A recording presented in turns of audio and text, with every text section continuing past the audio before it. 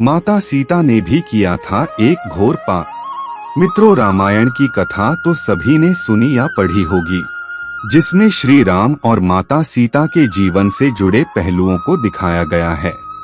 उन्हीं में से एक कहानी में बताया गया है कि कैसे मर्यादा पुरुषोत्तम राम अपनी पत्नी सीता को एक धोबी की बातों में आकर अयोध्या छोड़कर जाने को कह दिया था।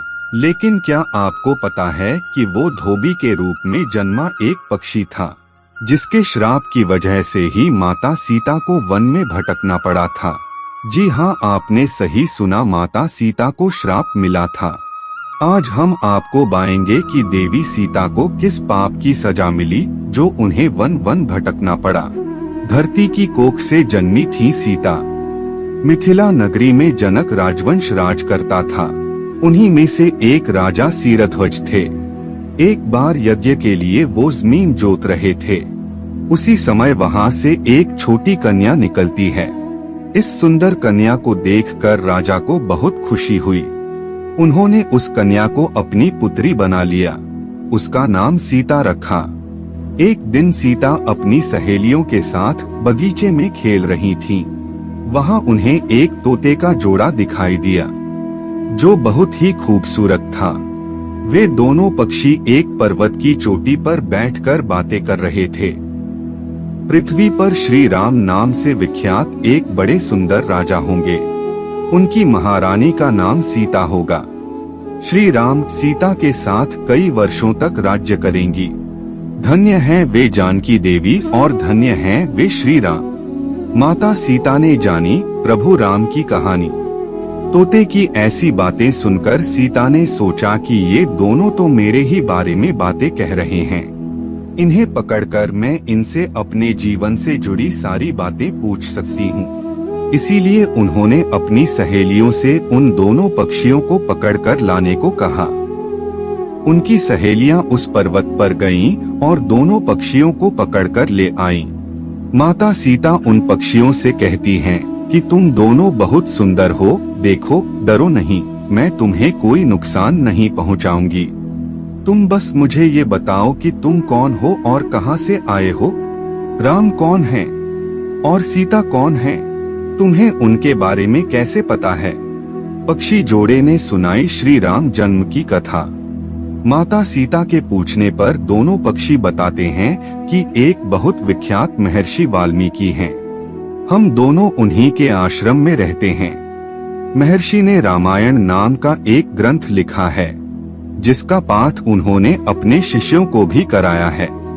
उन पक्षियों ने सीता को ये भी बताया कि इस ग्रंथ में महर्षि वाल्मीकि ने बताया है कि महर्षि ऋष्यशृंग के द्वारा किए गए पुत्रष्टि यज्ञ से प्रसन्न होकर भगवान विष्णु, राम, लक्ष्मण, भरत और शत्रुघ्न ये 4 मानव शरीर धारण कर पृथ्वी पर जन्म लेंगे।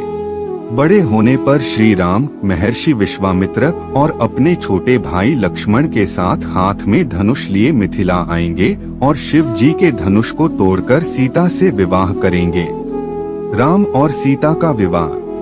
फिर उस पक्षी के जोड़े ने कहा, हे सुंदरी, हमने तुम्हें सब कुछ बता दिया, अब हमें छोड़ दो, हम जाना चाहते हैं। पक्षियों की बातें सुनकर माता सीता के मन में और भी बातें जानने की इच्छा हुई। उन्होंने उन दोनों से पूछा कि राम कहाँ होंगे, वे किसके पुत्र हैं, कैसे वो मिथिला आकर जानकी से विवाह करेंगे। नर तोता बोला कि श्री रामचंद्र का मुख कमल के समान सुंदर, नेत्र बड़े बड़े और खिले हुए, नासिका ऊंची, पतली भुजाएं घुटनों तक, गला शंख के समान होगा। मैं उनका क्या वर्णन करूं, जिनके गुणों का बखान 100 मुख वाला भी नहीं कर सकता। दोनों पक्षी कहते हैं कि जानकी देवी धन्य हैं, जो जल्द ही रघुनाथ जी की पत्नी बनकर उनके साथ कई वर्ष तक राज करेंगी। लेकिन तुम कौन हो। पक्षियों की बातें सुनकर सीता ने कहा कि जिसे तुम लोग जानकी कह रहे हो वो मैं ही हूँ। माता सीता उन्हें कहती हैं कि मैं तुम दोनों को तब ही छोड़ूंगी जब श्री राम यहाँ आकर मुझसे विवाह करेंगे, तब तक तुम दोनों आराम से मेरे घर में रह सकते हो। ये सुनकर मादा तोता जानकी से कहती कि हम वन के पक्षी हैं, हमें घर में सुख नहीं मिलेगा।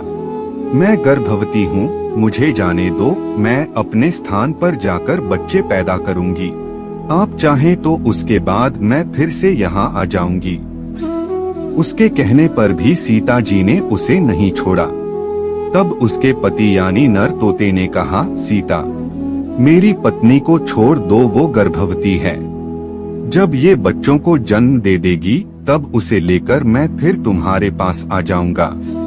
तब माता सीता ने कहा, तुम आराम से जा सकते हो, लेकिन ये मुझे बहुत पसंद है। तुम घबराओ नहीं, मैं इसकी अच्छे से देखभाल करूंगी। जब सीता ने उस मादा तोते को छोड़ने से मना कर दिया, तब वो पक्षी दुखी हो गया। पक्षी दोबारा सीता जी से निवेदन करता है कि मैं अपनी पत्नी के बिना जिंदा नहीं रह सकता, इसलिए इसे छोड़ दो। माता सीता, तुम बहुत अच्छी हो, मेरी प्रार्थना मान लो। इस तरह उसने बहुत समझाया, लेकिन सीता ने उसकी पत्नी को नहीं छोड़ा। तब मादा पक्षी ने क्रोध में सीता को श्राप दिया कि अरे, जिस प्रकार तू मुझे इस समय अपने पति से अलग कर रही है, वैसे ही तुझे भी स्वयं गर्भवती की अवस्था में श्री राम से अलग होना पड़ेगा। कुछ दिन बाद पति से बिछड़ने के दुख में मादा पक्षी के प्राण निकल गए। पत्नी की मौत हो जाने पर नर पक्षी दुखी हो गया। फिर वो सीता जी से बोला कि मैं मनुष्यों से भरी श्री राम की नगरी अयोध्या में जन्म लूंगा। मेरे ही कारण तुम्हें पति के वियोग का दुख उठाना पड़ेगा। ये कहकर वो वहाँ से उड़ जाता है। कुछ साल बाद उसका जन्म अयोध्या में धोबी के घर हुआ। उस धोबी के कारण ही सीता जी का अपमान हुआ। उन्हें अपने पति श्री राम से अलग होना पड़ा। उस तोते का श्राप ही सीता जी के पति श्री राम से बिछड़ने का कारण बना। इसीलिए जब माता सीता गर्भवती थीं, तो उन्हें भी पति से दूर वन में रहना पड़ता है। आपने अक्सर लोगों को कहते सुना होगा कि हमें हमारे कर्मों का फल हमें यहीं मिलता है। इस कहानी से ये बात सिद्ध भी हो जाती है कि कर्म के फल से कोई भी नहीं बच सकता, फिर चाहे वो भगवान राम हो या सीता, सभी को अपने कर्मों को फल भोगना पड़ता है। तो दोस्तों, आज के वीडियो में बस इतना ही।